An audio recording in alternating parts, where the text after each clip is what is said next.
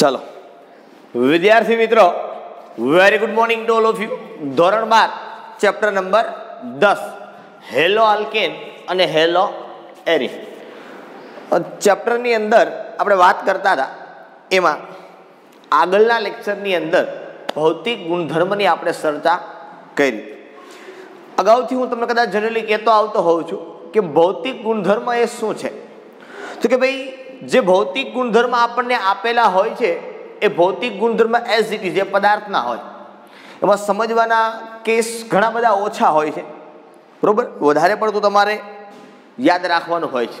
મેં તમને કીધું આપણે આગળ 2-3 પોઈન્ટ ભણ્યા હતા કે ભાઈ શુદ્ધ હેલો આલ્કેન એ રંગવિહીન હોય, એમાંથી બ્રોમાઇડ અને આયોડાઇડ, હેલો બ્રોમાઇડ અને હેલો આયોડાઇડ મતલબ RBr અને RI મતલબ બ્રોમિન અને આયોડિન વાળા સંયોજનો એ પ્રકાશના સંપર્કમાં આવતા રંગીન બને છે। અને અમુક બાષ્પશીલ સંયોજનો છે, મોટા ભાગના બાષ્પશીલ સંયોજનો જે હોય કે જે બાષ્પમાં રૂપાંતર ઝડપથી પામતા હોય, કે કોણ બાષ્પમાં ઝડપથી રૂપાંતર પામે તો કે જેના ઉત્કલન બિંદુ અને ગલન બિંદુ નીચા હોય, ખાસ કરીને ઉત્કલન બિંદુ જેનું નીચું હોય એ ઝડપથી બાષ્પમાં રૂપાંતર પામે, બરોબર। કે એવા હેલો આલ્કેન સંયોજન કે જે પોતે પ્રવાહી છે અને એનું ઉત્કલન બિંદુ છે એ નીચું છે, તો એવા બાષ્પશીલ હેલો આલ્કેન સંયોજનો છે એ મીઠી સુગંધ ધરાવે છે, બરોબર। ત્યાર પછી આપણે ગલન બિંદુ ઉત્કલન બિંદુની વાત કરી કે ભાઈ હાઇડ્રોકાર્બન કરતા જે હેલો આલ્કેન સંયોજનો છે એના ગલન બિંદુ ઉત્કલન બિંદુ ઊંચા હોય, ક્યારે તો કે સમાન આણવીય દળ ધરાવતા હોય ત્યારે, ભલે એક્ઝેક્ટ સમાન ન હોય પણ આસપાસનું આણવીય દળ જ્યારે હોય ત્યારે એનું ઉત્કલન બિંદુ છે એ હેલો આલ્કેનનું ઊંચું હોય, કારણ કે એ ધ્રુવીયતા ધરાવે છે, બરોબર। એની અંદર આપણે વાત કરી હતી કે ભાઈ માનો કે એક જ પ્રકારના સમઘટકો હોય તો એની અંદર આપણે જોયું હતું જેમ શાખા વધુ એમ ઉત્કલન બિંદુ નીચું, જેમ શાખા વધુ એમ ઉત્કલન બિંદુ નીચું। અને એના જ અંદર આપણે જોયું હતું કે ભાઈ હેલો એરિન હોય અને ખાસ કરીને ડાય હેલો એરિન હોય, બરોબર। તો એના ઉત્કલન બિંદુ લગભગ સમાન હોય પણ ગલન બિંદુ છે એ પેરાસમ ઘટકનું ઊંચું હોય, કારણ કે એની સમમિતતા ધરાવે, બરોબર, સિમેટ્રી ધરાવે, કારણ કે સ્ફટિક રચના એની સમાન હોય, બરોબર। સ્ફટિક રચના એ મેં તમને કદાચ થોડી ઘણી અગાઉ કદાચ વાત કરી હોય કે ખબર નહીં મને, આપણે 12મા ધોરણની અંદર આપણે અભ્યાસ કરશું પહેલા ચેપ્ટરની અંદર ત્યારે આવશે। આપણે સ્ફટિક અને અસ્ફટિકમયની મેં તમને વાત કરી હતી 11મા ધોરણમાં કદાચ કે ભાઈ સ્ફટિકમય ઘન પદાર્થ કોને કહેવાય અને અસ્ફટિકમય ઘન પદાર્થ કોને કહેવાય, આની ચર્ચા જનરલી આપણે કરી હતી, બરોબર। સ્ફટિકમયમાં એવું હોય કે ભાઈ એકદમ લાંબા ક્રમ સુધીની ગોઠવણી વ્યવસ્થિત હોય અથવા તો ત્રિપરિમાણીય દિશામાં વ્યવસ્થિત ગોઠવણી ધરાવતા હોય તો એને સ્ફટિકમય કહેવાય। અને એ સમમિતતા ધરાવે મતલબ સમાનતા ધરાવે, એના કારણે એનું ઉત્કલન બિંદુ છે ગલન બિંદુ ગલન બિંદુ છે એનું એ ઊંચું હોય, બરોબર, ઓકે। ત્યાર પછી વાત કરી હતી ઘનતાની કે જેમ આણવીય દળો વધુ એમ ઘનતા વધુ, અને ત્યાર પછી વાત કરી હતી દ્રાવ્યતાની કે પાણીમાં દ્રાવ્યતા એની ઓછી હોય અને કાર્બનિક દ્રાવકોની અંદર એની દ્રાવ્યતા છે એ વધુ હોય, ઓકે। ચાલો આ કી પોઈન્ટ જેને આપણે કહીએ છીએ એ કી પોઈન્ટ હતા આપણી પાસે, ઓકે। તો અત્યાર સુધી આ ચેપ્ટરની અંદર આપણે કહી શકીએ કે ભાઈ અડધું એવું આપણું ચેપ્ટર છે એનું કામ પૂરું નથી। વર્ગીકરણ, આઈયુપીએસસી, નામકરણ, બનાવટ અને ભૌતિક ગુણધર્મો। હવે એક જ મુખ્ય ટોપિક બાકી રહ્યો જેને કહેવાય રાસાયણિક પ્રક્રિયાઓ કે રાસાયણિક ગુણધર્મ જે કહેવાય। ભૌતિક ગુણધર્મો ભણ્યા, આપણે અભ્યાસ કર્યો, હવે આપણે અભ્યાસ કરવાનો છે રાસાયણિક ગુણધર્મનો અથવા તો કહી શકીએ આપણે રાસાયણિક પ્રક્રિયાઓ છે એનો આપણે હવે અભ્યાસ કરવાનો છે, ઓકે। ચાલો જોઈએ, પેલા હેલો આલ્કેન માટેની વાત કરશું અને પછી આપણે વાત કરશું હેલો એરિનની, બરાબર। ચાલો મુખ્ય ટોપિક થશે આપણો રાસાયણિક પ્રક્રિયાઓ, પણ હું સીધો અહીંયા તમને લઈ જાઉં છું હેલો આલ્કેનની રાસાયણિક પ્રક્રિયાઓ, હેલો આલ્કેનની રાસાયણિક પ્રક્રિયાઓ એના ઉપર આપણે ચર્ચા કરવી છે।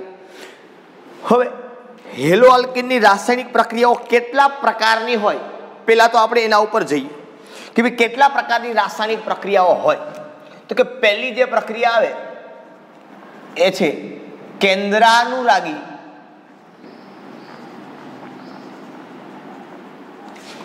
વિસ્થાપન પ્રક્રિયા। કેન્દ્રાનુરાગી, હમણાં શબ્દ આપણે વ્યવસ્થિત એનો સમજશું કારણ કે એની પહેલા આપણે અભ્યાસ કરશું। સેકન્ડરી આવશે આખી વિલોપન પ્રક્રિયા. વિલોપન થવું એટલે દૂર થવું.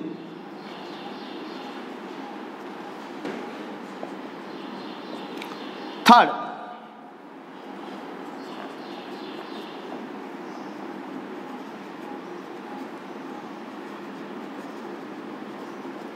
ધાતુ સાથેની પ્રક્રિયા.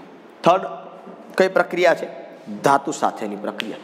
ત્રણે ત્રણ પ્રક્રિયાઓ આપણે અભ્યાસ કરવાનો છે. હેલો આલ્કેનની છે ને ત્યાર પછી હેલો એરિનની રાસાયણિક પ્રક્રિયાઓ આવશે, જેના ઉપર આપણે ચર્ચા કરશું. બરોબર? ચાલો, આમાંથી હું પ્રથમ પ્રક્રિયા ઉપર ચર્ચા કરાવું તમને, કે પ્રથમ પ્રક્રિયા ઉપર આપણે પહેલા વાત કરીએ. બરોબર? કે એના ઉપર આપણે અભ્યાસ કરવાનો છે.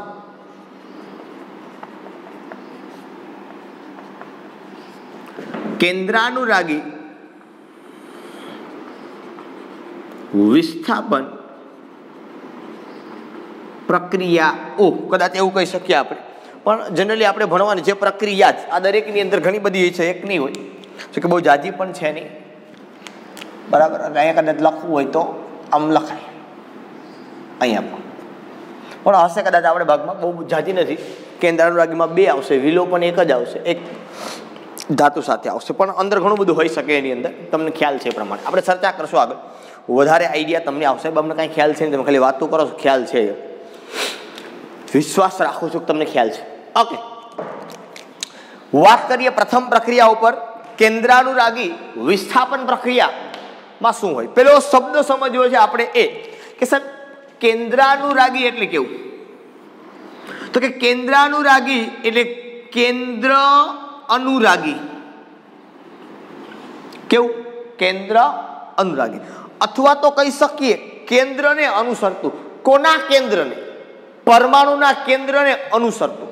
પરમાણુનો કેન્દ્રમાં કયો વીજભાર હોય? તો કે સર પરમાણુના કેન્દ્રમાં ધન વીજભાર હોય. પરમાણુના કેન્દ્રમાં ધન વીજભાર હોય તો ધન વીજભાર કોને અનુસરે? તો કે ઋણ આયનને, અથવા તો ઇલેક્ટ્રોન દાતા. કેવા? ઇલેક્ટ્રોન દાતા. આપણે ભણી ગયા આગળ, અથવા તો તમે કહી શકો લુઈસ બેઝ. ઇલેક્ટ્રોન દાતા જનરલી એવું હોય કે ઇલેક્ટ્રોન યુગ્મનું દાન કરે, લુઈસ બેઝ હોય તો. બરોબર? તો અહીંયા હું કહી શકું ઇલેક્ટ્રોન દાતા. શું કહી શકું? ઇલેક્ટ્રોન દાતા, અથવા તો જો સરળ ભાષામાં કેવું હોય તો કહેવાય ઇલેક્ટ્રોન ધનિક સ્પીસીઝ. શું કહી શકાય? ઇલેક્ટ્રોન ધનિક સ્પીસીઝ, મતલબ કે જેની પાસે ઇલેક્ટ્રોન હોય એવી સ્પીસીઝ. સ્પીસીઝનો મતલબ એક ભાગ નાનો. એ તમને ખબર છે કે લુઈસ બેઝની અંદર કે ઇલેક્ટ્રોન દાતાની અંદર તટસ્થ અણુઓ પણ હોય અને આયનો પણ હોય. દાખલા તરીકે ફોર એક્ઝામ્પલ હું તમને કહું તો એવું હોઈ શકે OH- H2O પણ હોઈ શકે, Cn- હોઈ શકે, NO2- હોઈ શકે.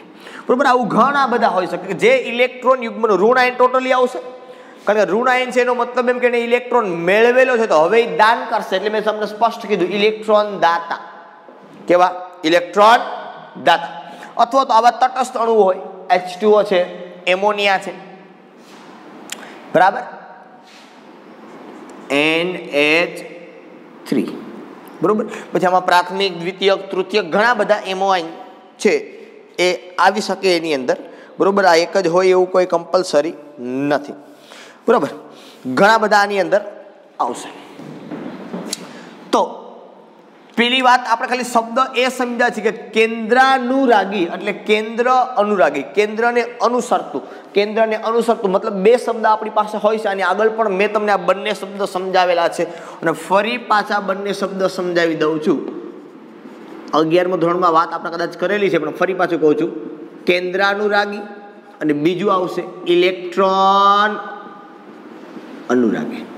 કેન્દ્રાનુરાગી એને જનરલી આપણે કહીએ છીએ ન્યુક્લિયોફાઇલ ઇંગ્લિશમાં.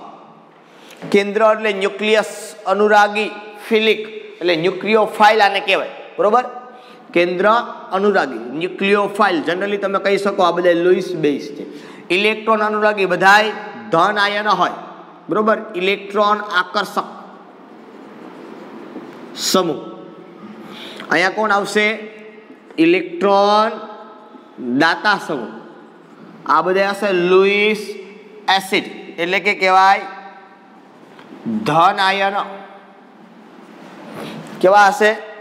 ધન આયન હશે મોટા ભાગના. બરાબર. એટલે આ બે શબ્દો છે એ અવારનવાર આપણે આવશે તમારી સામે. તમને ખ્યાલ હોવો જોઈએ કે આ બંને શબ્દ શું છે, કોણ છે, અંદર કેવી રીતે આપણે કામ કરવાનું થશે. કેન્દ્રાનુરાગી, ઇલેક્ટ્રોન અનુરાગી, ઇલેક્ટ્રોન દાતા સમૂહ, ઇલેક્ટ્રોન આકર્ષક સમૂહ. બરોબર. તો આ રીતે જનરલી આપણે આગળ ઉપર કામ કરવાનું થશે અને આ બાબતોને તમારે જનરલી નોંધની અંદર લેવાની પણ થશે. બરાબર છે. ચાલો, એટલે આ મગજમાં તમારે રાખવાનું છે કે આવું આવું હોય અથવા તો હોઈ શકે. ઓકે. કેન્દ્રાનુરાગીનો મતલબ પૂરો થયો. અહીંયા કેન્દ્રાનુરાગી, કેન્દ્રના અનુસાર તો ઇલેક્ટ્રોન દાતા સમૂહની વાત થાય છે. અહીંયા વિસ્થાપન પ્રક્રિયા, એનું વિસ્થાપન થશે. બરોબર. શું થશે? વિસ્થાપન થશે. હવે અહીંયા આપણે અભ્યાસ શું કરવાનો છે? આ બંને શબ્દ તમને વ્યવસ્થિત આપણે પ્રક્રિયા ભણીએ એટલે વ્યવસ્થિત તમને હું સમજાવું. બરોબર. કે ભાઈ કેન્દ્રાનુરાગી વિસ્થાપન પ્રક્રિયા એટલે શું છે? તો કે ભાઈ આપણે કોની રાસાયણિક પ્રક્રિયા ભણવા તરફ જઈ રહ્યા છીએ? હેલો આલ્કેનની. કોની સાથે? આમ તમે જુઓ તો હેલોજન પણ કેન્દ્રાનુરાગી છે. Is it very clear? Halogen પણ એની પાસે પણ ઇલેક્ટ્રોન યુગ્મ છે ને એ પણ દાન કરે, પણ અહીંયા તો પ્રક્રિયકમાં ખુદ પોતે છે. એટલે માનો કે આપણી પાસે અહીંયા હેલો આલ્કેનમાં RX છે. આ હેલો આલ્કેન છે આપણો. આપણે કોની સાથે પ્રક્રિયા કરવાની છે? કેન્દ્રાનુરાગી સાથે. એટલે હું અહીંયા લખું છું NU-. જનરલી ઋણ આયન હશે.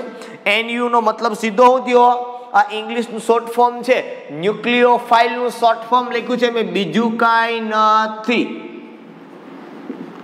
શું લખ્યું છે? ન્યુક્લિયોફાઇલનું શોર્ટ ફોર્મ, ન્યુક્લિયોફિલિક. બરોબર. કેન્દ્રાનુરાગી.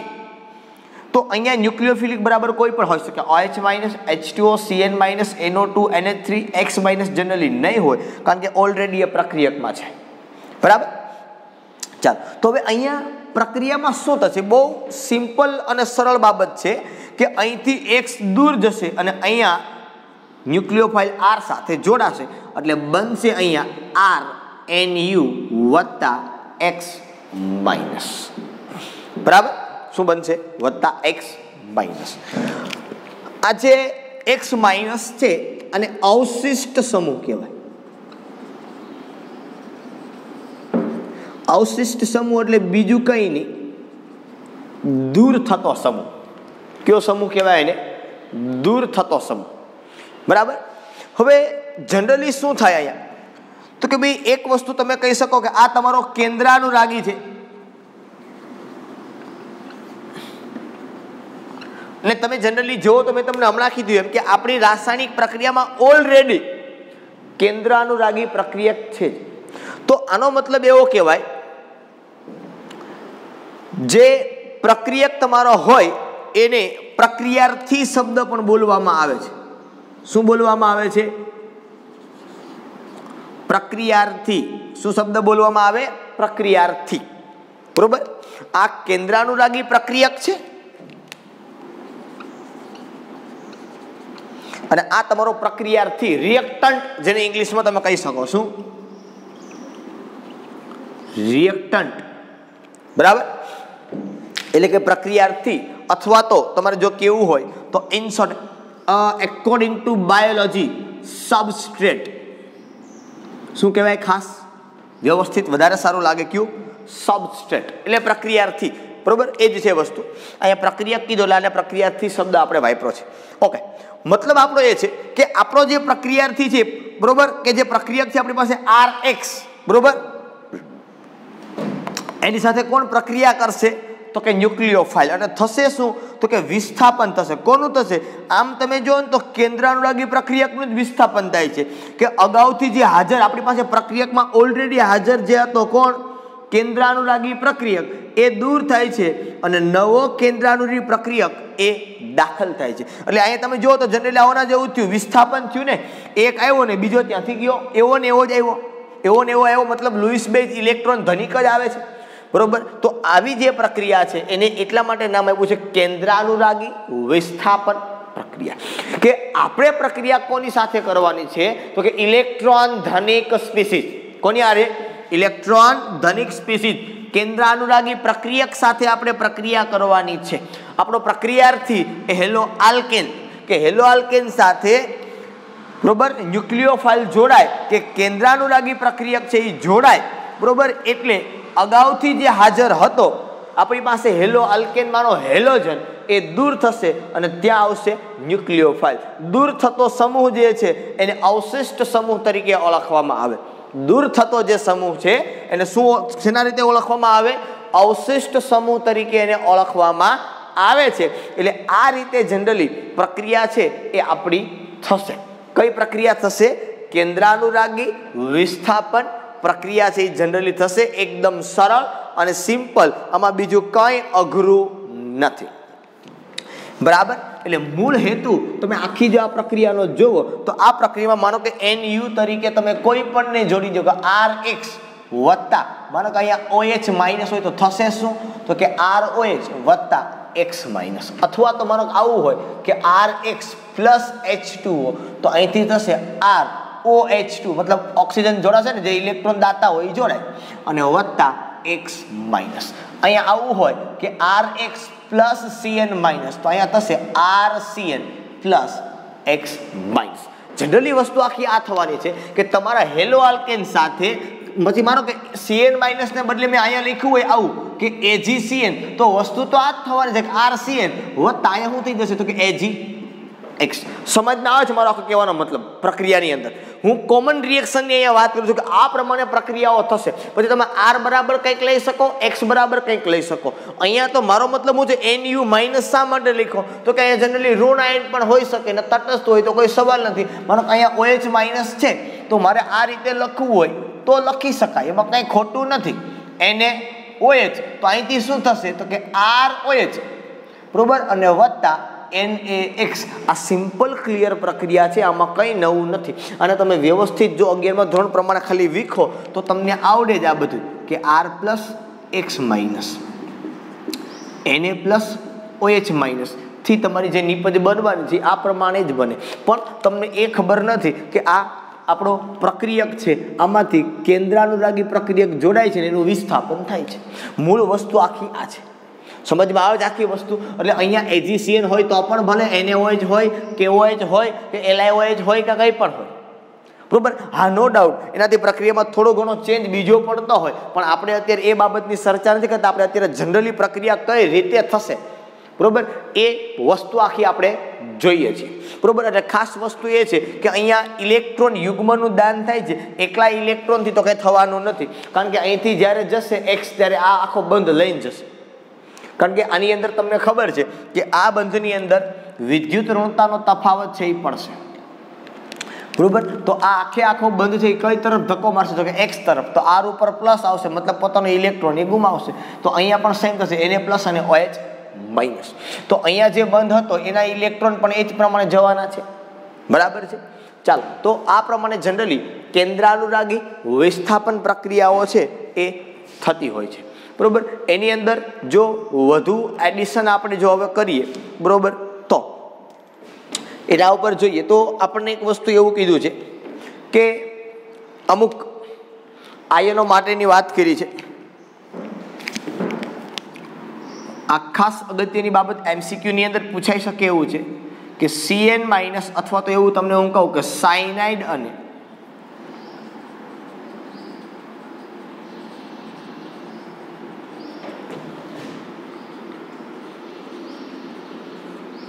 નાઇટ્રાઇટ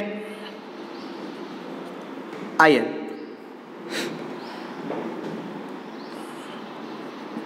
બંને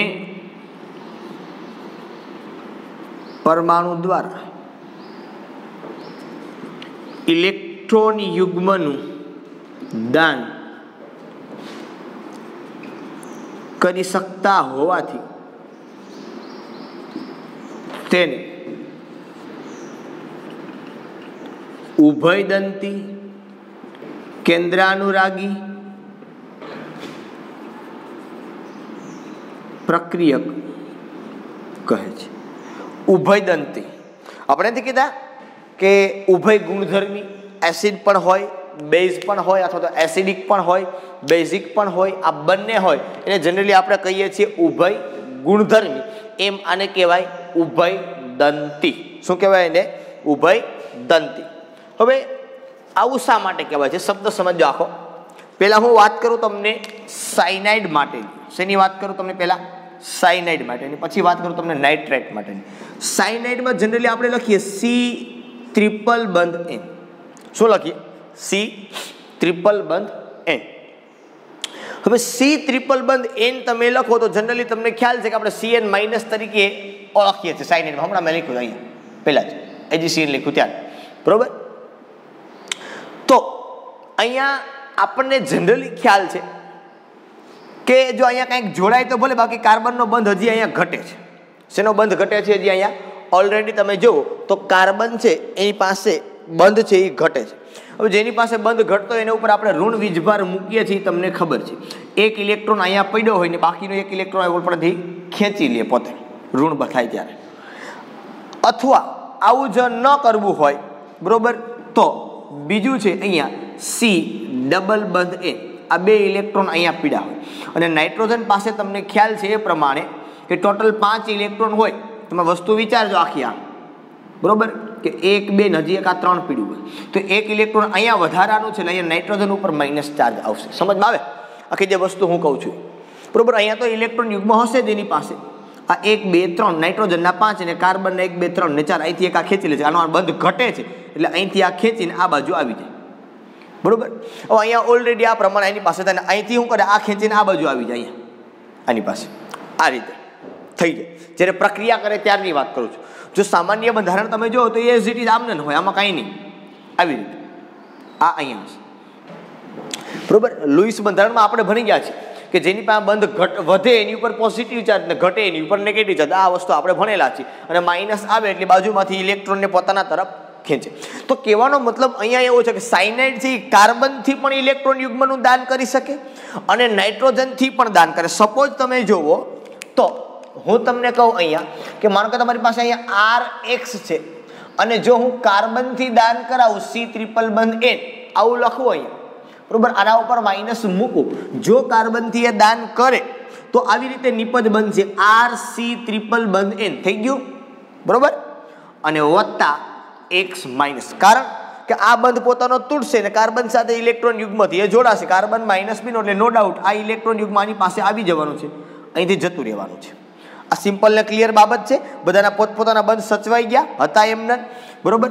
સેકન્ડરી થિંગ પછી જો એ નાઇટ્રોજનથી દાન કરે RX પ્લસ, ભલે લખીએ આપણે આવી રીતે, બરોબર, CN આવું જ લખીએ આપણે કે CN માઇનસ જ લખીએ, પણ જો એ નાઇટ્રોજનથી દાન કરે તો આવી રીતે બનશે RN∧N બનશે. શું બનશે? RN∧N બનશે. મતલબ નાઇટ્રોજન ઉપર પોઝિટિવ ને કાર્બન ઉપર નેગેટિવ. આનો બંધ વધે ને આનો ઘટે. તો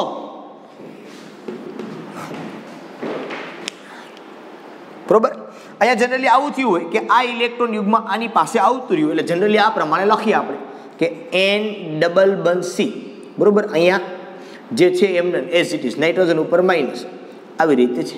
ઇલેક્ટ્રોન યુગ્મથી એ જોડાશે. ટ્રિપલ બંધ એની પાસે આ ઇલેક્ટ્રોન યુગ્મ પડ્યું એની ઉપરથી શું કરી દેશે? અહીંથી આ એને દાન કરશે, જોડાશે. જનરલી આ જ પ્રમાણે પહેલાં જ્યારે જોડાય પ્રથમ ત્યારે આ જ પ્રમાણે જોડાઈ ગયું એ હતું એમને. નાઇટ્રોજનનો માઇનસ ચાર્જ હવે વહી જાય. પછી અહીંયા જે ઇલેક્ટ્રોન યુગ્મ પડ્યું છે એનું એ શું કરે? દાન કરે. હવે જો એનું એ દાન કરે, હું કામ દાન કરતો કે કાર્બન બંધ છે એટલે એ દાન કરે. 3 બંધ બની ગયા, નાઇટ્રોજનના વધી ગયા, અહીંયા પોઝિટિવ ચાર્જ આવશે, અહીંયા કેવો ચાર્જ આવશે? નેગેટિવ. અને કાર્બન પાસે જે એક ઇલેક્ટ્રોન પડ્યો છે, બરાબર છે. ચાલો, તો જ્યારે આવું બને RCN કાર્બનથી પણ દાન કરી શકે સાયનાઇડમાં જોઈ, અને નાઇટ્રોજનથી પણ દાન કરી શકે. જ્યારે કાર્બનથી દાન કરે ત્યારે આને કહેવાય આલ્કાઇલ સાયનાઇડ, સામાન્ય નામ. અને N થી દાન કરે ત્યારે કહેવાય આને આલ્કાઇલ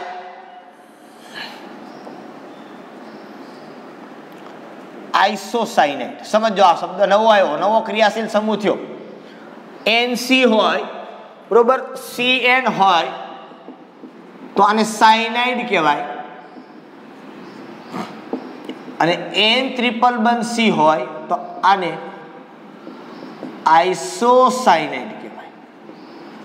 આ નવો ક્રિયાશીલ સમૂહ થયો આપણી પાસે. બરોબર, કે જો કાર્બનથી જોડાય તો સાયનાઇડ કહેવાય, નાઇટ્રોજનથી જોડાય તો આઇસોસાયનાઇડ કહેવાય. કારણ અહીંયા સાયનાઇડમાં કાર્બન અને નાઇટ્રોજન બંને ઇલેક્ટ્રોન યુગ્મનું દાન કરવા માટે સક્ષમ છે, અને બંને ઇલેક્ટ્રોન યુગ્મનું દાન કરવા માટે સક્ષમ છે એટલા માટે આપણે કહી શકીએ, શું કહી શકીએ, કે એ પોતે ઉભયદંતી કેન્દ્રાનુરાગી પ્રક્રિયક કહેવાય. કેવો કહેવાય ને? ઉભયદંતી કેન્દ્રાનુરાગી પ્રક્રિયક કહેવાય. ઓકે, હવે નાઇટ્રાઇટ માટેની વાત કરીએ આપણે, તો એ નાઇટ્રાઇટની અંદર શું હોય કે કેવી રીતે હોય?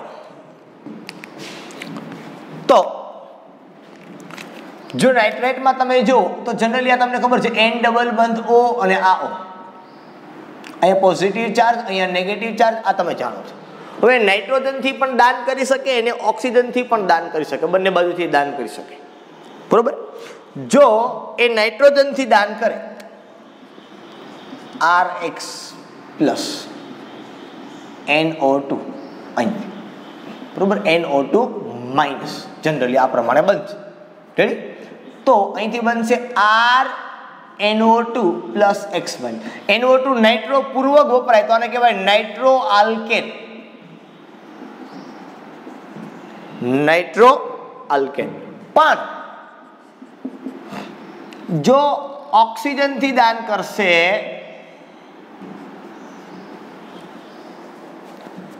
બરાબર, શેનાથી દાન કરશે? ઓક્સિજનથી જો દાન કરશે તો RONO પ્લસ X માઇનસ.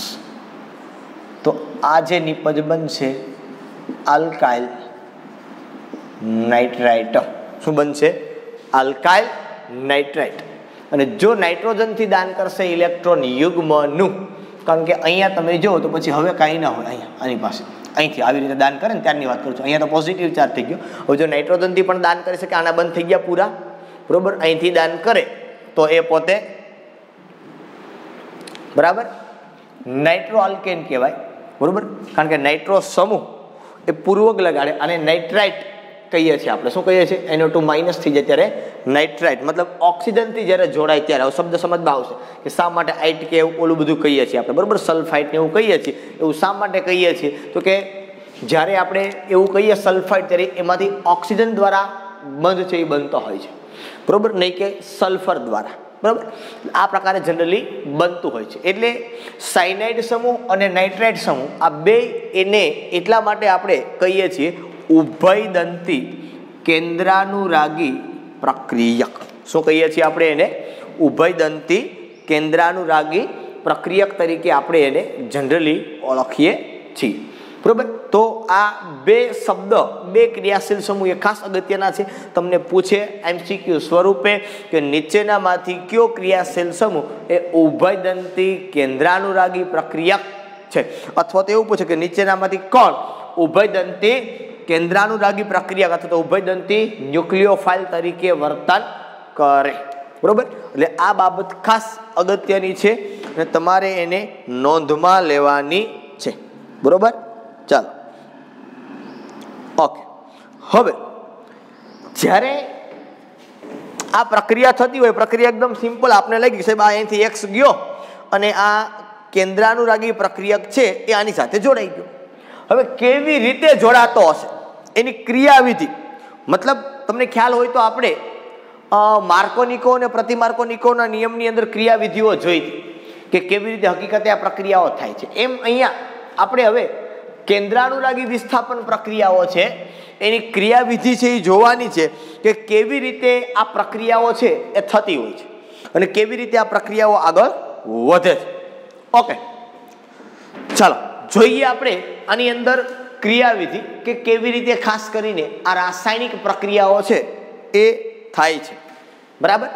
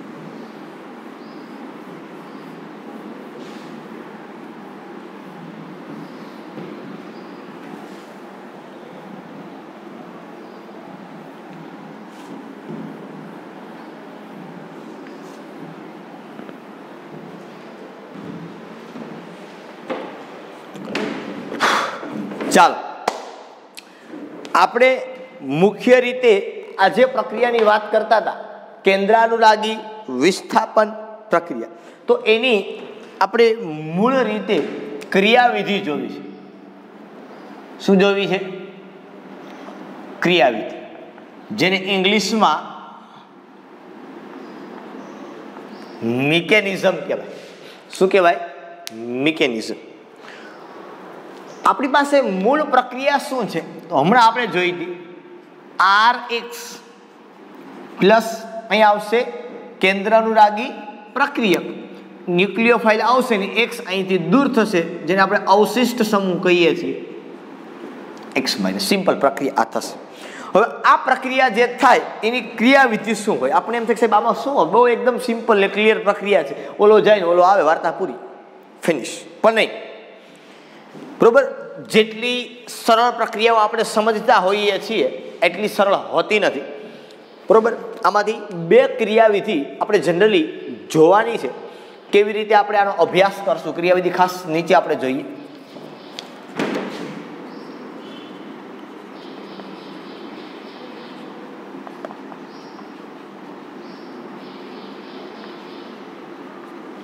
બરાબર. ચાલો આમાંથી જે પ્રથમ જોવાની છે ક્રિયાવિધિ, બે જોવાની છે, એકદમ સરળ ને સિમ્પલ છે. એમાંથી પહેલી છે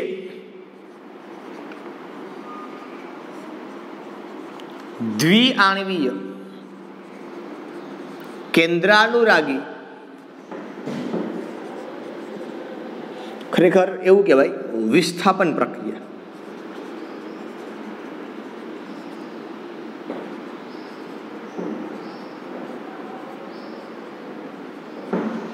SN2, બરોબર. આ SN2 માં બીજું કાંઈ નથી, અહીંથી ઇંગ્લિશ કરતું જવાનું, બરોબર. બાયમોલેક્યુલર N એટલે આની નીચે જ આવશે. ન્યુક્લિયોફિલિક S વિસ્થાપન એટલે સબસ્ટિટ્યુશન પ્રક્રિયાનું તમને બધાને બહુ સરસ રીતે આવડે છે. રિએક્શન, બરોબર. SN2 એટલા માટે ઇન શોર્ટ કહેવામાં આવે, ઉપર 2 લખેલા હોય જનરલી. બાયમોલેક્યુલર ન્યુક્લિયોફિલિક સબસ્ટિટ્યુશન રિએક્શન, બરોબર. એટલે કે દ્વિઆણવીય કેન્દ્રાનુરાગી વિસ્થાપન પ્રક્રિયા. હવે દ્વિઆણવીય હું કામ કીધું ને, એ ખરેખર આખો ટોપિક જે આણ્વિકતા માટેનો છે એ રાસાયણિક ગતિકીમાં આપણે ભણવાનો છે. શેમાં ભણવાનો છે? રાસાયણિક ગતિકીમાં. હવે આણ્વિકતા છે ને એટલે બીજું કંઈ નથી. આણ્વિકતામાં શું હોય ખબર? એ ઇન શોર્ટ અને ઇન સિમ્પલ કે પ્રક્રિયકો જેટલા હોય એને એની આણ્વિકતા કહેવાય. દાખલા તરીકે બરાબર, હું તમને એમ કહું કે એક આવી પ્રક્રિયા છે NH4NO3, આનું વિઘટન થાય છે, મતલબ આ તૂટે છે, તો આમાંથી શું થાય? તો કે આમાંથી આવું થાય, બરોબર. NH4NO2 હોય, એમોનિયમ નાઇટ્રેટ, તો N2 + 2H2. તો પ્રક્રિયકની સંખ્યા કેટલી? તો કે 1. તો આની આણ્વિકતા કેટલી? તો કે 1. સેકન્ડ, માનો કે આવું હોય H2 + I2 થી અહીંથી બનશે 2HI, તો આની આણ્વિકતા કેટલી? તો કે 2. પ્રક્રિયકોના મોલ કેટલા? તો કે 2. માનો કે આવું હોય કે 2NO + O2 થી 2NO2, તો અહીંયા પ્રક્રિયકોની સંખ્યા કેટલી? તો કે અહીંયા 2 ને 1 8, તો આની આણ્વિકતા કેટલી? તો કે 3, બરોબર. આ શબ્દ છે જનરલી આણ્વિકતા છે. હવે આ સિવાયની જે બીજી બાબત હોય એ ચેપ્ટરની અંદર આવશું, એટલે ત્યારે આપણે વધારે વિગતે અભ્યાસ કરશું. આપણે આ ચેપ્ટર છે એ ચેપ્ટર નંબર 4 રાસાયણિક ગતિકીની અંદર અભ્યાસ કરવાના છે. કે અભ્યાસ શા માટે આવું હોય ને તેની બધી બાબતોની ત્યાં ચર્ચા કરશું. એટલે એ આખી આણ્વિકતા છે એના ઉપર ડિપેન્ડ કરશે, દ્વિઆણવીય, બરોબર. ચાલો, ઓકે. તો આ પ્રક્રિયાની અંદર જોઈએ કે ભાઈ દ્વિઆણવીય કેન્દ્રાનુરાગી વિસ્થાપન પ્રક્રિયાની અંદર શું થાય અને કેવી રીતે હોય. તો અહીંયા પ્રક્રિયા આ જ પ્રમાણે આવશે, બીજું કંઈ નહીં આવે. પણ દ્વિઆણવીય એટલે એની આણ્વિકતા આપણે 2 લેવાની છે. હવે દ્વિઆણવીય અને એક આણ્વીયમાં આવું શું હોય? તો કે કે ભાઈ ખાસ પછી અહીંયા પ્રક્રિયા ક્રમ ઉપર પણ આધાર રાખતો હોય કે કયા ક્રમની પ્રક્રિયા છે, પ્રથમ ક્રમની છે, દ્વિતીય ક્રમની પ્રક્રિયા છે, એ બધું પણ જનરલી હોય. પણ એ પ્રક્રિયાનો ક્રમ સાહેબ કયો, પહેલો, બીજો, ત્રીજો એમ નંબર નથી, એ વસ્તુ આખી જુદી. બરોબર, એ આપણે રાસાયણિક ગતિકી ચેપ્ટરની અંદર અભ્યાસ કરશું કે શું હશે. બરોબર, અત્યારે તમારે ખાલી માત્ર જોઈ લેવાનું કે ભાઈ આ પ્રક્રિયા છે એ કયા ક્રમની છે, પ્રથમ ક્રમની છે, દ્વિતીય ક્રમની છે કે શું છે. બરોબર, એટલે એ આપણે જનરલી ચર્ચા છે એ ત્યારે કરશું કે ભાઈ આ પ્રક્રિયા છે એ કયા ક્રમની છે. બરોબર, ચાલો અહીંયા દેખાય છે આપને પ્રક્રિયા છે એ દ્વિતીય ક્રમની છે. કયા ક્રમની છે? પ્રક્રિયા છે એ દ્વિતીય ક્રમની પ્રક્રિયા છે. બરોબર, ચાલો એ અભ્યાસ કરશું આપણે શું છે ને કેવી રીતે, એ પછીની બાબત આખી આવશે.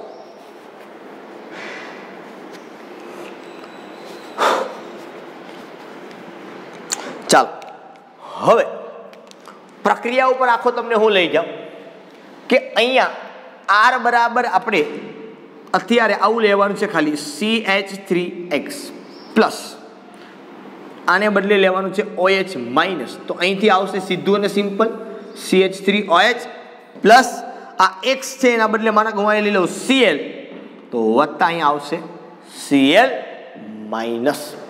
આ પ્રમાણે પ્રક્રિયા થશે. હવે આ પ્રક્રિયાને વ્યવસ્થિત રીતે આપણે જોઈએ, કારણ કે ક્રિયા વિધિ જોવાની છે, તો ત્રિપરમાણ્વીય રીતે આ પ્રક્રિયા કેવી થાય, ત્રિપરમાણીય રીતે મતલબ બધા એંગલથી આપણે આને જોવાની છે. તો અહીંયા જે આ કાર્બન પરમાણુ આપણી પાસે જોડાયેલો છે, બરોબર, આ કાર્બન એની સાથે આ હાઇડ્રોજન, આ Cl, બરોબર, આ H,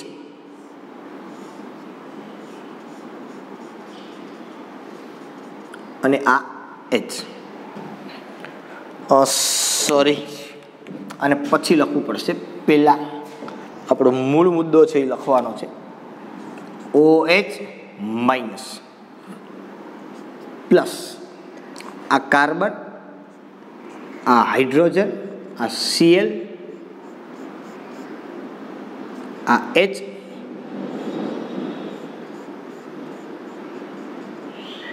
અને આ H.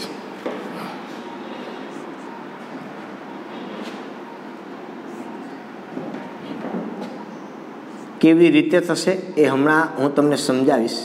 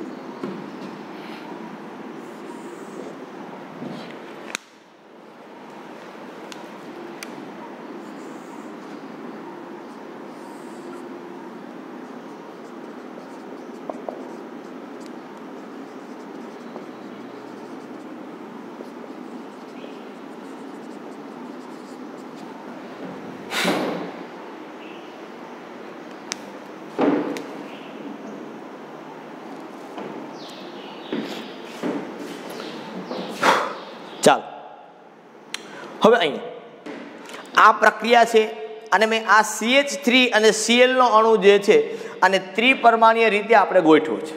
કઈ રીતે ગોઠવેલો છે? આખો ત્રિપરમાણીય રીતે. હવે જો આ વસ્તુ સમજવાની છે કે આજે ખાલી લીટા મેં કીધા ને, ખાલી લીટો આવો સાદો, આ સમતલમાં બતાવે છે. ક્યાં બતાવે છે? સમતલમાં પરમાણુ. પછી આ પ્રમાણે જે મેં કર્યું આને ડેશ ફાચર કહેવાય. શું કહેવાય આને? ડેશ ફાચર. પછી આ પ્રમાણે જે દર્શાવ્યું આને ઘન ફાચર કહેવાય. શું કહેવાય? જે સીધો લીટામાં મેં દર્શાવ્યા તમને આ બે પરમાણુ આ એક જ સમતલમાં છે, આ જ સમતલમાં આ દર્શાવ્યું મેં જે એ ડેશ ફાચર કહેવાય. આ જે દર્શાવ્યું એને શું કહેવાય? ઘન ફાચર કહેવાય. બરોબર. હવે આ ઘન ફાચર છે એ સમતલથી બહાર પરમાણુ આવે છે એવું દેખાડે અને ડેશ ફાચર એ સમતલની પાછળના ભાગમાં પરમાણુ છે એવું દર્શાવે. બરોબર. સીધો લીટો મેં દર્શાવ્યો છે એ સમતલમાં પરમાણુ છે એવું દર્શાવે છે. ડેશ ફાચર જે દર્શાવ્યું છે એ દર્શાવે સમતલની પાછળ પરમાણુ છે અને ઘન ફાચર એ સમતલની આગળ છે. અહીંયા એવી વાત છે, આ સમતલ છે એમાં બે પરમાણુ થયા, હાઇડ્રોજન અને ક્લોરીન. આ ડેશ ફાચરનો હાઇડ્રોજન, તો આ હાઇડ્રોજન કાર્બનની પાછળ છે અને આ હાઇડ્રોજન કાર્બનની આગળ છે. આ પ્રમાણે દર્શાવે છે. બરોબર. વ્યવસ્થિત આપણે આને નમૂનાથી સમજવાનો પ્રયત્ન કરીએ. હું જરીક લઈ લઉં નમૂનાઓ. ચાલો હવે આ પ્રમાણે કંઈક આપણે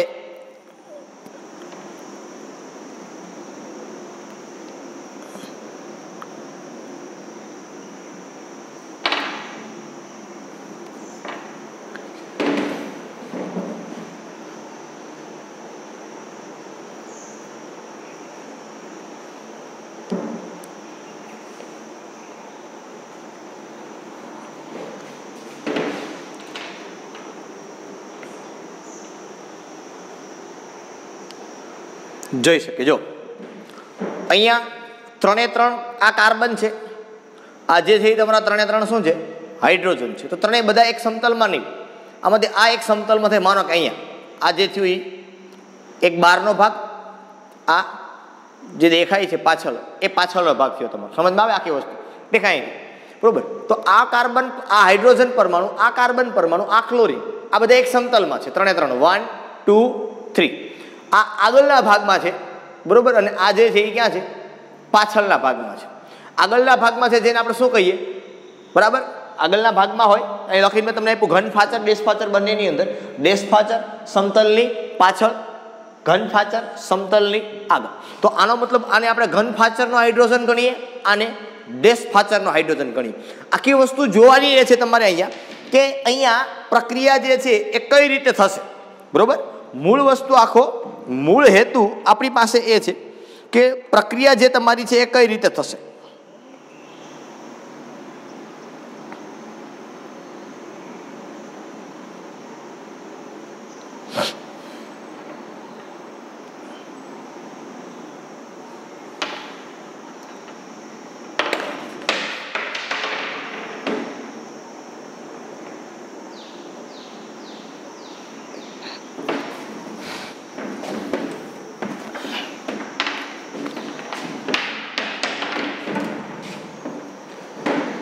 ચાલો હવે જોવાનું શું છે અહીંયા પ્રક્રિયા કઈ રીતે થશે, કેવી રીતે આગળ વધશે પ્રક્રિયા. બહુ સરળ સિમ્પલ બાબત છે આખી. પહેલા તો સમજો તમે, તો આખી સીધી ને સિમ્પલ વાત છે કે ભાઈ ક્લોરોમિથેન કે મિથાઇલ ક્લોરાઇડ એ OH- સાથે પ્રક્રિયા કરે અને Cl નું આ કેન્દ્રાનુરાગી પ્રક્રિયક છે એ Cl નું વિસ્થાપન કરે અને મિથેનોલ એ આપણને નિપજ સ્વરૂપે મળે. આ ઓન ધ સ્પોટ પ્રક્રિયાની વાત થઈ. હવે તો કે આને સ્ટેપ બાય સ્ટેપ જોઈએ તો શું થાય? તો ખરેખર વસ્તુ એવી હોય કે આ જે ન્યુક્લિયોફાઇલ તમારો છે કે જે તમારો કેન્દ્રાનુરાગી પ્રક્રિયક છે, કોણ?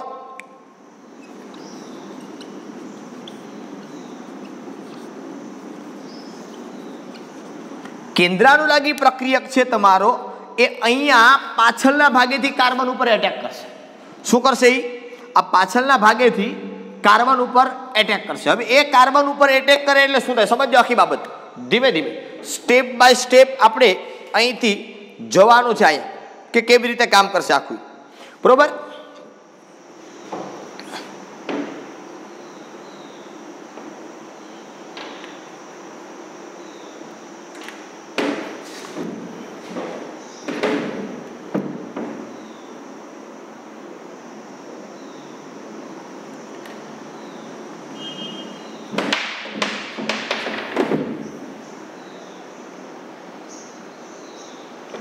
ચાલો આ પ્રમાણે અત્યારે આપણી પાસે છે. બરોબર. આ CH અને આ C. હવે થાય છે શું કે આ માનો કે તમારો કેન્દ્રાનુરાગી પ્રક્રિયક છે. કોણ છે? આ કેન્દ્રાનુરાગી પ્રક્રિયક એ આ પાછળના ભાગેથી અહીંથી એટેક કરશે. ક્યાંથી એટેક કરશે? પાછળના ભાગેથી. મતલબ કોઈ એક સમતલમાં એટેક કરે, કાં તો આ સમતલમાં, કાં આ સમતલમાં, કાં આ. મતલબ સમતલની બહારના ભાગમાં, સમતલના પાછળના ભાગમાં કે સમતલમાં. જે તમારો કેન્દ્રાનુરાગી પ્રક્રિયક આવશે એ કેન્દ્રાનુરાગી પ્રક્રિયક એ આ પ્રમાણે એટેક કરશે, કાં સમતલના ભાગમાં, સમતલના બહારના ભાગમાં અથવા તો સમતલના પાછળના ભાગમાં. આવી રીતે એ સીધો એના ઉપર શું કરશે? એટેક કરશે. હવે સીધે ને સિમ્પલ વાત છે કે એ એટેક કરશે આની ઉપર, એટલે ધીમે ધીમે શું થાય તો કે ધીમે ધીમે આનો બંધ છે એ બનતો જશે આની સાથે, અને ધીમે ધીમે આ બંધ છે અહીંથી શું થતો જશે? Cl અહીંથી ધીમે ધીમે તમારો નીકળતો જશે, અને જે તમારો કેન્દ્રાનુરાગી પ્રક્રિયક ધીમે ધીમે છે એ આવતો જશે. હવે ક્વેશ્ચન ક્યાં આવશે કે જેવો કેન્દ્રાનુરાગી પ્રક્રિયક છે અહીંયા તમારી સાથે આવશે કે જોડાશે, કેન્દ્રાનુરાગી પ્રક્રિયક છે એ ધીમે ધીમે જેમ જેમ આવશે અહીંયા ધીમે ધીમે જોડાતો જશે, એમ આ હાઇડ્રોજન જેના તરફ આવશે એના તરફ અપાકર્ષણ થશે. શું થશે? એના તરફ અપાકર્ષણ. એટલે આ પરમાણુઓ છે ને એ સમતલની બહાર કે ક્યાંક ત્યાંથી ધીમે ધીમે પોતાની જગ્યા ઉપર આવવાનો પ્રયત્ન કરે. મતલબ એ જેમ જેમ આમ આવતો જશે, માનો કે આ બાજુ એને એટેક કર્યો આના ઉપર, માનો કે આવે છે એટલે એ ધીમે ધીમે ધીમે ધીમે આમ થાય. હવે તમે જો તો આ ત્રણે ત્રણ એક સમતલમાં આવી ગયા. જો તમે ક્યાં આવી ગયા? ત્રણે ત્રણ એક જ સમતલમાં આવ્યા. આ એના જેવી વાત છે કે તમે આગળથી બેઠા છો, પાછળની બેન્ચીસમાં તમને કોક કાન ઉપર કંઈક આમ હળી કરે તો તમે સીધા શું થઈ જાઓ? આમ થઈ જાઓ કે નહીં? સમજ ના? મારો કહેવાનો મતલબ આખો સેમ વસ્તુ અહીંયા બને છે. સેમ વસ્તુ OH માઇનસ જેવો આ કાર્બન ઉપર એટેક કરે છે એ જ સમયે તમે જો મેં કીધું એમ કે OH ધીમે ધીમે કાર્બન ઉપર એટેક કરે એટલે OH છે એ ધીમે ધીમે કાર્બન સાથે જોડાય છે, અહીંથી Cl ધીમે ધીમે નીકળે છે. જ્યારે આવું થાય ત્યારે આ ત્રણે ત્રણ હાઇડ્રોજન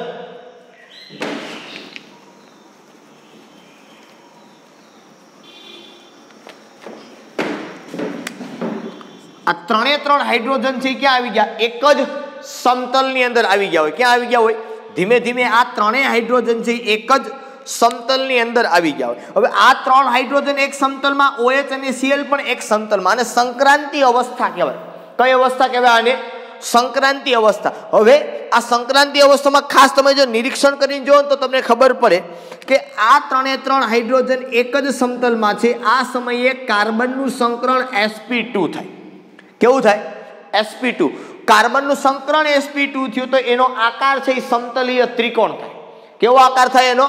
સમતલીય ત્રિકોણ આકાર થાય. હવે સમતલીય ત્રિકોણ આકાર આનો થયો. હવે આ અવસ્થા અસ્થાયી કહેવાય. શા માટે? તો કે કાર્બનના 5 બંધ બને છે. કેટલા બંધ બને છે? 5. 5 બંધ છે એ સ્થાયી નથી, એટલે આ વસ્તુ છે એ શક્ય નથી. બને ખરી પણ આ અવસ્થા પ્રાપ્ત થાય 1 સેકન્ડના 3000માં ભાગના સમયમાં. કેટલા સમયમાં? 1 સેકન્ડના 3000માં ભાગના સમયની અંદર આ અવસ્થા છે એ પ્રાપ્ત થાય. ફરી પાછું શું થાય? જેમ જેમ આગળ વધતો જાય એમ એમ એ પાછો શું થાય? મેં તમને કીધું એમ ફરી પાછો બતાવું તમને. શું થયું કે અહીંથી જે તમારો કેન્દ્રાનુરાગી પ્રક્રિયક છે એ ધીમે ધીમે આની ઉપર એટેક કરતો જાય છે. જેવો કાં તો એ ક્યાં એટેક કરશે? કઈ બાજુ આવશે? કાં તો આ સમતલમાં પરમાણુ છે ત્યાં, કાં સમતલની બહાર, કાં સમતલની પાછળ. જે બાજુ આવશે એટલે એ પેલા અવસ્થા કઈ થઈ? આખી આ પ્રમાણે થઈ. પેલા આમ હતો, પછી કઈ થઈ? ધીમે ધીમે આમ. જેમ જેમ નજીક આવશે ને આ હાઇડ્રોજન પરમાણુ પોતાની જગ્યા બદલશે, એ પાછળ આમ થતા જશે. બરોબર? એક સમય એવો આવશે કે સીધા આખા ઊંધા થઈ જશે. સીધા કે પેલા જે હતા હાઇડ્રોજન એના કરતા આખો કેવો થઈ જશે? ઉલટાઈ જશે. મેં તમને હમણાં બતાવ્યું તેમ કે કોક પાછળથી આમ કાન ઉપર આમ હળી કરે એટલે આપણે ધીમે ધીમે આમ થઈએ, સીધા આમ થઈ જઈએ. એટલે આપણે પેલા આમ હતા એના બદલે સીધા કેમ થઈ ગયા? પાછળના ભાગની અંદર સીધા થઈ ગયા. એનો મતલબ એમ કે પેલા જે આપણી અવકાશીય ગોઠવણી હતી એના કરતા સીધા આપણે શું થઈ ગયા? ઉલટાઈ ગયા. આ જે ઉલટાઈ જવાની ઘટના છે, આ ઉલટાઈ જવાની જે આખી ઘટના થઈ એને કહેવાય વિન્યાસનું વ્યુત્ક્રમણ. શું કહેવાય એને? વિન્યાસનું વ્યુત્ક્રમણ કહેવાય. શું કહેવાય? વિન્યાસનું વ્યુત્ક્રમણ મતલબ ઉલટાઈ જવું. આ એના જેવી વાત છે કે તમે ચોમાસાની અંદર એક્ઝામ્પલ ટેક્સ્ટબુકમાં આપ્યું છે આપણે કે ચોમાસામાં તમે છત્રી લઈને જાઓ છો, બહુ પવન છે તો છત્રી આ રીતે હોય, બરોબર છે? જો વધારે પવન ભરાય તો છત્રી આમ થઈ જાય. મતલબ છત્રી કાગડો થઈ જાય, બરોબર. એને કહેવાય વિન્યાસનું વ્યુત્ક્રમણ. વ્યુત્ક્રમણ એટલે ઉલટાઈ જવું. વિન્યાસ આને કહેવાય ત્રિપરમાણવીય ગોઠવણી. શું કહેવાય? વિન્યાસ એટલે ત્રિપરમાણીય ગોઠવણી. એવું તમે કહી શકો અવકાશમાં ત્રિપરમાણીય દિશાની અંદર ગોઠવણી આખું ઉલટાઈ જાય એ ઘટનાને વિન્યાસનું વ્યુત્ક્રમણ કહેવાય. દાખલા તરીકે કે કાર્બન સાથે માનો કે અહીંયા Br છે, અહીંયા Cl છે, અહીંયા H છે અને અહીંયા માનો કે F છે, અને જો તમે અહીંયા અરીસો રાખો તો આખી ઘટના આવી બને. આ કાર્બન, અહીંયા F, અહીંયા Br, બરોબર, અહીંયા તમારો H અને આખો આ બાજુ Cl.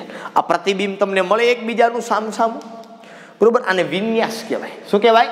વિન્યાસ મતલબ ત્રિપરમાણીય ગોઠવણી. વિન્યાસનું વ્યુત્ક્રમણ થઈ ગયું કહેવાય ને ઉલટાઈ જવું. આ જે હતું એના કરતાં આખું આમ હતું, આખું આમ થઈ ગયું, ઉલટાઈ જવું. આ ઘટનાને કઈ કહેવાય?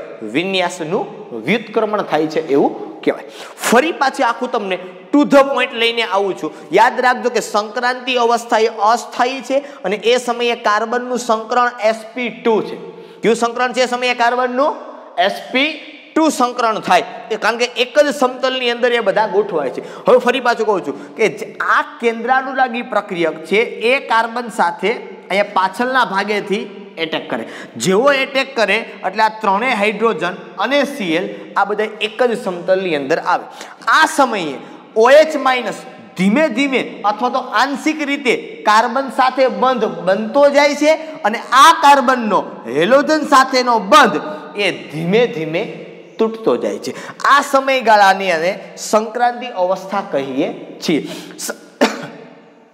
સંક્રાંતિ અવસ્થામાં બધાય પરમાણુઓ એક જ સમતલની અંદર હોય અને ત્યાં sp2 સંકરણ થયેલું હોય. અને સંક્રાંતિ અવસ્થામાં કાર્બન સાથે 5 બંધ બનેલા છે એટલે એ અસ્થાયી છે. નિપજ સ્વરૂપે તમને આ વસ્તુ મળે નહીં. પછી જેમ જેમ આગળ વધે એમ એમ આ OH અને કાર્બન સાથેનો બંધ પ્રબળ બનતો જાય અને હેલોજન પરમાણુ એ ધીમે ધીમે ત્યાંથી દૂર થતો જાય. જ્યારે હેલોજન પરમાણુ દૂર થઈ જાય અથવા તો આ કેન્દ્રાનુરાગી પ્રક્રિયક છે એ દિશામાં કોઈ એક પરમાણુ સાથે, મેં તમને હમણાં કીધું હાઇડ્રોજન સાથેની, કા સમતલ વાળો હાઇડ્રોજન લે, કા આગળના ભાગનો, કા પાછળના ભાગનો, એ જે દિશામાં ખસે એ દિશામાં છેક સુધી ખસતો રહીએ. હવે છેક સુધી એ જ દિશામાં ખસતો રહીએ એટલે એનો આખો વિન્યાસ છે એ શું થઈ જાય? ઉલટાઈ જાય. બરોબર. આ કાનને મેં અહીંથી પાછળથી આમ પકડ્યો છે તો સતત રીતે હું આમ એને કરતો જાઉં, બરોબર, એક જ દિશામાં હું ફેરવું છું, બદલતો નથી, એક ધારો, બરોબર, આમ પકડતા જાવ તો એ એક સીધો આખો વિન્યાસ છે શું થઈ જાય?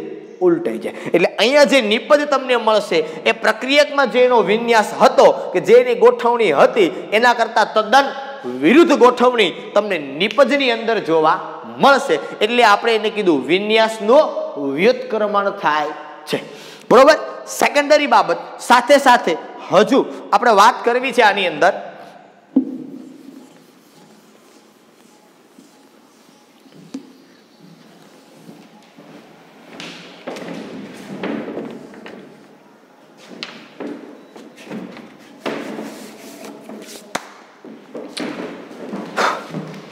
હવે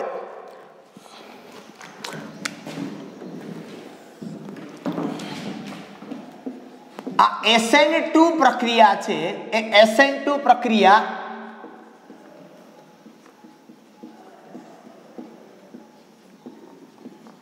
દ્વિતીય ક્રમની પ્રક્રિયા છે. કયા ક્રમની પ્રક્રિયા છે? દ્વિતીય ક્રમની. મતલબ આનો પ્રક્રિયા ક્રમ છે એ કેટલો છે? 2. બરોબર. એ રાસાયણિક ગતિકીના પ્રમાણે થાય કે દ્વિતીય ક્રમની શા માટે થાય? દ્વિતીય ક્રમ એમાં કેમ ખબર પડે? ખબર તો કે એ જે પ્રક્રિયા થતી હોય એ પ્રક્રિયા એ જો બે પ્રક્રિયકો ઉપર આધાર રાખતી હોય તો દ્વિતીય ક્રમની કહેવાય. એક જ પ્રક્રિયક ઉપર આધાર રાખતી હોય તો પહેલા ક્રમની કહેવાય. હવે સાહેબ એ કેમ ખબર પડે કે એક પ્રક્રિયક ઉપર આધાર રાખે કે બે પ્રક્રિયક ઉપર? તો એ હું તમને રાસાયણિક ગતિકીમાં સમજાવી શકીશ. અહીંયા તમને સમજાવી શકીશ નહીં. કે અહીંયા જે પ્રક્રિયા થાય છે એ કેન્દ્રાનુરાગી પ્રક્રિયક અને પ્રક્રિયાર્થી એમ બંનેની સાંદ્રતા ઉપર આધાર રાખે છે એટલે એનો પ્રક્રિયા ક્રમ એ 2 થયો. અને જો આના ઉપરથી આપણે લખવાનું હોય કે આનો પ્રક્રિયાનો વેગ, એ પ્રક્રિયાનો વેગ બરાબર k s⁻⁴ અને Nu⁴ બંનેના સંદર્ભમાં પ્રથમ ક્રમની છે. સબસ્ટ્રેટ લીખું મેં, આ સબસ્ટ્રેટ અને આ ન્યુક્લિયોફાઇલ આ બંનેના સંદર્ભમાં પ્રક્રિયાક્રમ છે, એટલે ટોટલ થાય 1 + 1 = 2. હવે આ કેવી રીતે થાય એ હું તમને રાસાયણિક ગતિકીની અંદર સમજાવીશ કે આનો પ્રક્રિયાક્રમ 2 કેમ થયો. બરોબર કે આ S એટલે બીજું કાંઈ નથી, મેં તમને હમણાં કીધું S એટલે સબસ્ટ્રેટ. બરોબર આ Nu એટલે થાય તમારો કેન્દ્રાનુરાગી પ્રક્રિયક. બરોબર એ બંનેની સાંદ્રતા ઉપર સરખો આધાર રાખે છે, એટલે બંનેના સંદર્ભમાં પ્રક્રિયાનો ક્રમ એક થાય, એટલે ટોટલ પ્રક્રિયાનો ક્રમ 1 + 1 = કેટલો થઈ જાય? 2 થાય. એટલે આ પ્રક્રિયા છે દ્વિતીય ક્રમની પ્રક્રિયા છે. અહીંયા ખાસ મધ્યસ્થી નિપજ નથી મળતી. આ મધ્યસ્થી નિપજ ન કહેવાય, આ અસ્થાયી છે. આ બહુ ઓછા સમયગાળા માટે આપણને જોવા મળે છે. બરોબર હવે સર ફિક્સ હોય કે દર વખતે કાર્બન સાથે 3 હાઇડ્રોજન જોડાયેલા હોય? તો કે નહીં. હવે સાહેબ આ પ્રક્રિયા ઝડપથી કોની હારે થાય? હવે સમજો આ OH- એટલે ઋણ આયન છે. હવે ઈ એટેક કરે એટલે આની આ ફરતી બાજુ કોણ છે? હાઇડ્રોજન. તો કે આ હાઇડ્રોજન છે એ આવર્ત કોષ્ટકનો નાનામાં નાનો પરમાણુ થયો. મેં તમને અહીંયા કીધું એમ કે આ જે જોડાયેલું છે બરોબર છે એ શું છે?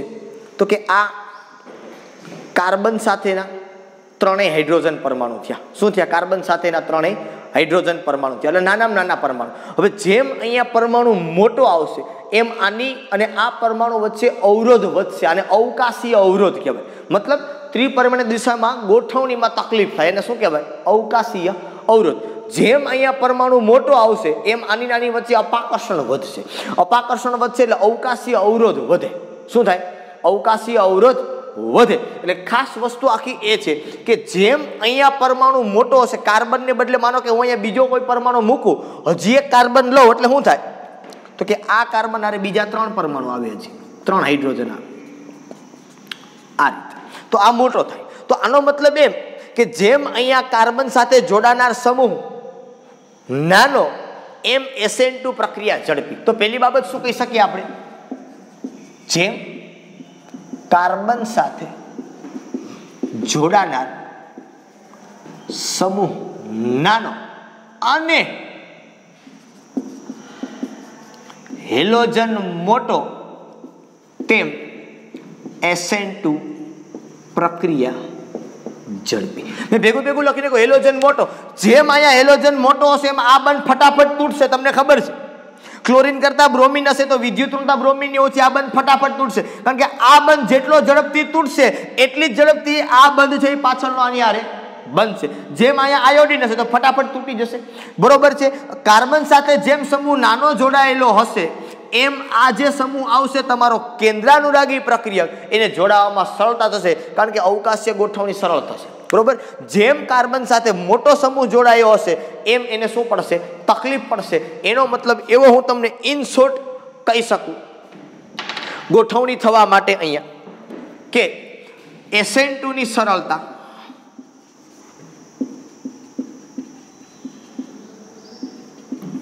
નો ક્રમ. બરોબર. તો સૌથી પહેલા કોણ આવી જાય? તો કે મિથાઇલ સમૂહ કાર્બન સાથે 3. એના કરતા વધારે એક હાઇડ્રોજન ને હું બદલી નાખું ત્યાં તો શું થાય? તો કે